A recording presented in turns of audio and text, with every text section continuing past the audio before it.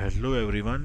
इस वीडियो में हम पढ़ेंगे एक बिल्कुल गर्म मुद्दा, एकदम हॉट टॉपिक जो आजकल चल रहा है, NPS versus OPS, national pension scheme versus old pension scheme. अभी कुछ टाइम पहले राजस्थान सरकार ने ओल्ड पेंशन स्कीम को वापस इम्प्लीमेंट कर दिया। उसके इम्प्लीमेंट होने के बाद जो नॉन बीजेपी रूल्ड स्टेट जहाँ पे भारत भाजपा की सरकार नहीं है, उन सब ने पुरानी पेंशन स्कीम को वापस इम्प्लीमेंट करने का प्रॉमिस कर दिया है। तो अब देखते हैं आखिर हुआ क्या है। अब ये क्यों सत्तारूढ़ पार्टियों के लिए परीक्षा की घड़ी है। तो ये 22 अप्रैल 2023 की जनसत्ता न्यूज़पेपर में ये आर्टिकल आया था। इस चीज़ को लेकर काफ़ी अच्छा आर्टिकल था, आप सभी पढ़ सकते हैं। तो देखते हैं, यह नेशनल पेंशन स्कीम जिसको एनपीएस बोलते हैं या न्यू पेंशन स्कीम भी काफ़ी बोलते हैं, 2004 से जारी है। ये 1 जनवरी 2004 को न्यू पेंशन स्कीम स्टार्ट हो गई थी।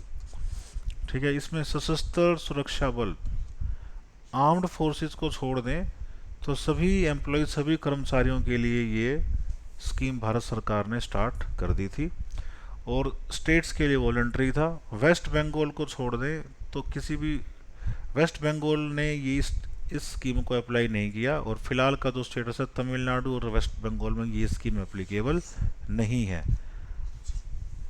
ठीक है, तो इसमें होता क्या है, जो ये स्कीम आई थी, कर्मचारी के वेतन से जो भी मंथली सैलरी होती है उससे 10% अमाउंट, 10% राशि उसका सरकार काटेगी और सरकार अपनी तरफ से भी 10% कंट्रीब्यूशन देगी, योगदान देगी। तो 10% कर्मचारी के वेतन से, 10% भारत सरकार की तरफ से।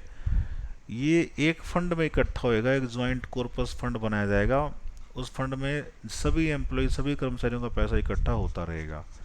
ठीक है, फिर उस फंड को कंट्रोल करने के लिए एक व्यवस्था आएगी, एक नियामक संस्था आएगी और नियामक संस्था इस फंड के पैसे को यूज़ करेगी ताकि इसमें जितने भी, सपोज करो अगर 1 लाख करोड़ रुपए इकट्ठा हो गया है तो इस फंड के पैसे को यूज़ करके इसको ज़्यादा बढ़ाया जाए, एक से 2 लाख, 3 लाख, 4 लाख करोड़ रुपए बना दिया जाए। उसके लिए अलग अलग ऑप्शंस हैं। सरकार के गवर्नमेंट बॉन्ड्स में इन्वेस्ट करना, ठीक है, स्टॉक मार्केट में इन्वेस्ट करना, म्यूचुअल फंड्स में इन्वेस्ट करना, ईटीएफ में इन्वेस्ट करना, गोल्ड में इन्वेस्ट करना, ये सब इनके पास अलग अलग इंस्ट्रूमेंट्स हैं जहाँ पे ये इन्वेस्ट कर सकते हैं। फिर क्या होगा, अभी इस पूरी की पूरी जब भी सर्विस रहेगी तब तक तो ये कटता रहेगा 10%, 10%। और जब मान लो रिटायरमेंट का टाइम आएगा, सपोज करो 1 करोड़ रुपए इकट्ठा हो गया है, तो उसमें से 60% अमाउंट यानी कि 60 लाख रुपए की परमिशन है कि वन टाइम में आप निकाल सकते हैं at the time of retirement. और बाकी के जो 40 लाख बचे उनका क्या होगा, 40 लाख रुपए जो 40% बचेंगे वो एलआईसी या उसके अलावा और 3 अलग कंपनियां जो बताई थी सरकार ने, 3 और कंपनियां हैं, उनकी किसी भी इंश्योरेंस कंपनी में आप पेंशन योजना में ये 40 लाख या 40% इन्वेस्ट करना होगा। ठीक है, अब यहाँ पे जो भी आप इन्वेस्ट करेंगे 40 लाख, तो आपको पर मंथ एक फिक्स अमाउंट मिलता रहेगा पेंशन के रूप में। ठीक है, तो अब यानी कि एक बार जो अमाउंट आपका इस 40 लाख में फिक्स हो गया तो वही अमाउंट हर साल मिलता रहेगा, ना बढ़ेगा ना घटेगा। अब महंगाई बढ़ेगी तो जो भी अमाउंट मिलेगा आपको उसकी वैल्यू कम होगी। वो अमाउंट कितना मिलेगा वो भी हम आगे डिस्कस करेंगे। तो ये आजीवन स्थिरता यानी कि ये बढ़ेगा नहीं। अगर वे, वेतन आयोग, पे कमीशन आ जाता है, महंगाई भत्ता, डियरनेस अलाउंस भी सरकार अनाउंस कर दे रहती है 6 महीने में, इसका कोई प्रभाव, इसका कोई बेनिफिट इस पेंशन स्कीम में पेंशनर को नहीं मिलता। जैसे यहाँ पे देखिए, 1 लाख रुपए अगर आपके, जो 40% की बात हुई है उसमें से अगर 1 लाख रुपए आपके हैं तो 1 लाख रुपए पे आपको 500 से 600 रुपये पर मंथ मिलता है। किसी भी पेंशनर को 1 लाख रुपए पे 600 रुपये पर मंथ मान लो मिलता है। तो अगर कोई 50 लाख रुपए किसी के अकाउंट में है जो कि रिटायरमेंट के टाइम पे बचे हैं, 40% जो 50 लाख है, तो भी केवल आप इसको 600 से मल्टीप्लाई करें 50 को तो 30,000 रुपये आता है। यानी पर मंथ केवल 30,000 रुपये मिलेगा, वो भी कब, जब आपके पास 50 लाख रुपए हैं आपके पास इन्वेस्ट करने को एल आई सी और उसके जैसी कंपनीज में इन्वेस्ट करने को 50 लाख रुपए हैं तब पेंशन अकाउंट में, तो काफ़ी कम है। महंगाई बढ़ती है, गुजारा, और विदाउट हेल्थ बेनिफिट्स, यहाँ पे हेल्थ बेनिफिट्स भी नहीं है। ठीक है।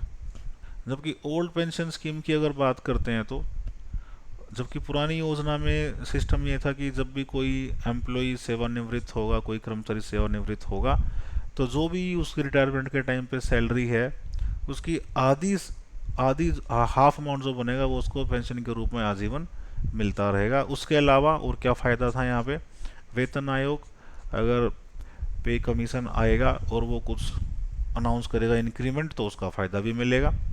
डियरनेस अलाउंस भी सरकार अनाउंस करती है हर 6 महीने में, उसका भी फ़ायदा मिलेगा।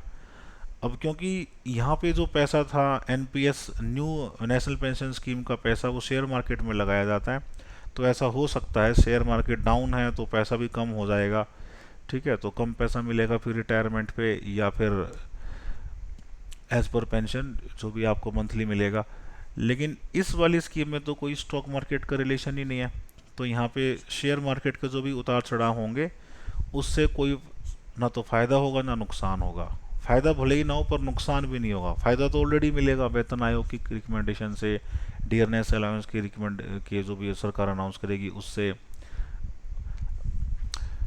नेक्स्ट जो पेमेंट होगी वो सरकारी खजाने से, यानी गवर्नमेंट ट्रेजरी से पेमेंट होती थी ओल्ड पेंशन स्कीम में। और एक निश्चित पेंशन गारंटीड मिलेगी ही मिलेगी कि इतना तो आपको मिलना है। जाहिर सी बात है, जो आपका 50% ऑफ लास्ट ड्रॉन सैलरी है वो तो मिलेगा ही मिलेगा, उसके अलावा कुछ बढ़ के मिलेगा तो और अच्छी बात है। तो इस तरह से देखते हैं तो हर तरह से आपको ये नज़र आ रहा है कि old pension scheme is much better than national pension scheme for retired government employees. आज के राज्यों की स्थिति देखते हैं अगर, तो राजस्थान सरकार ने जैसे कि हमने बताया पुरानी योजना लागू कर दी है। अब छत्तीसगढ़, हिमाचल, पंजाब, झारखंड, इन्होंने भी लागू कर दिया।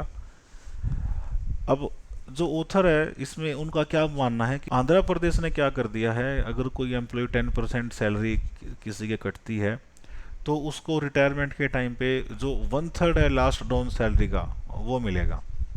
ठीक है, और अगर कोई 14% अपनी सैलरी से कटवाता है सारी लाइफ, तो उसको 40% मिलेगा। तो ये काफ़ी फिर भी बेनिफिशियल है। जो नेशनल पेंशन स्कीम है उसमें तो ये 1/3 और 140% का फंडा ही नहीं है। वहाँ तो सीधा सीधा आपको ये है कि जो भी पैसा आपका इकट्ठा होएगा उसका आपको जो है 60% विड्रॉ कर लीजिए, 40% आप किसी पेंशन अकाउंट में, पेंशन स्कीम में लगा दीजिए किसी इंश्योरेंस कंपनी की। लेकिन जो एश्योरेंस यहाँ पे मिल रही है कि कम से कम 1/3 ऑफ लास्ट राउंड सैलरी या 40% ऑफ लास्ट राउंड सैलरी, ये नेशनल पेंशन स्कीम के अंदर नहीं है। अब ऐसा भी तो हो सकता है ना, कोई 15 साल की सर्विस में रिटायर हो जाता है। अगर कोई 15 साल की सर्विस देकर रिटायर होता है तो हो सकता है उसके जो ये 10% रूल है, 10% from salary, 10% from government account accumulate होता रहेगा, तो 15 साल में कितना एक्यूमुलेट होगा, हो सकता है 30 लाख या 35 लाख। ठीक है, उसके हिसाब से पेंशन देंगे तो कुछ भी नहीं बनती, गुजारा करना मुश्किल है। ठीक है, तो शुरू में ये स्कीम अच्छी लगी, लेकिन अब जब इसको देख रहे हैं तो this scheme is not much beneficial for pensioners. अब यहाँ पे विशेषज्ञों का क्या मानना है, स्पेशलिस्ट जो स्पेशल इकोनॉमी के स्पेशलिस्ट उनका क्या मानना है कि अगर ओल्ड पेंशन स्कीम लागू होती है तो सरकारी खजाने पे भारी संकट आएगा। यहाँ पे मोन्टेक सिंह अहलूवालिया हैं, ये प्लानिंग कमीशन के पहले वाइस चेयरमैन रह चुके हैं ये यूपीए सरकार में। तो उनके अकॉर्डिंग ये जो ओल्ड पेंशन स्कीम है ये दिवालियापन की रेसिपी है, यानी अगर सरकार को दिवालिया होना है तो ये बिल्कुल परफेक्ट रेसिपी है, दिवाली हो जाएगी सरकार। उसके अलावा एन के सिंह, ये फाइनेंस कमीशन है अभी हमारा है, उसके चेयरमैन है। उनके अकॉर्डिंग ये जो ओल्ड पेंशन स्कीम है देश की अर्थव्यवस्था के लिए अन्यायपूर्ण है, देश की अर्थव्यवस्था के साथ अन्याय है। तो ये हमारे इकोनॉमिस्ट हैं जिनका ऐसा मानना है। तो अब फाइनली अल्टीमेटली क्या करें क्या ना करें, चुनाव सर पे हैं, कुछ टाइम बाद, 1 साल बाद तकरीबन केंद्र सरकार के चुनाव भी होंगे, अलग अलग स्टेट्स में भी चुनाव होने हैं। Non BJP ruled states already announce कर चुकी हैं कि वो ओल्ड पेंशन स्कीम को ले आएंगी। अब बीजेपी और बीजेपी रूल्ड स्टेट्स के लिए चैलेंज है, वो क्या करें। उसके लिए वित्त मंत्री, finance minister honourable Shrimati Nirmala Sitharaman, उन्होंने कमेटी बनाई है जिसके हेड होंगे वित्त सचिव यानी फाइनेंस सेक्रेटरी, जो होंगे टीवी सोमनाथन। तो सोमनाथन अब एक ऐसा कोई रास्ता निकालें कि जो ओल्ड पेंशन स्कीम और एनपीएस के बीच का, जैसे कि यहाँ पे हमने आंध्रा मॉडल देखा, कुछ उस तरह से निकाल लें। ठीक है, तो हम भी भारत सरकार से गुजारिश करते हैं कि वो ऐसे रिटायर्ड पेंशनर जिन्होंने पूरी उम्र भारत सरकार को देश की सेवा में दी है, उनके लिए एक अच्छा रास्ता निकालें ताकि उनको एक ऐसी राशि मिल सके जिसमें गुजारा संभव हो सके वृद्धावस्था में। तो इसी के साथ हम समाप्त करते हैं, मिलते हैं हमारी नेक्स्ट वीडियो में। Thanks a lot.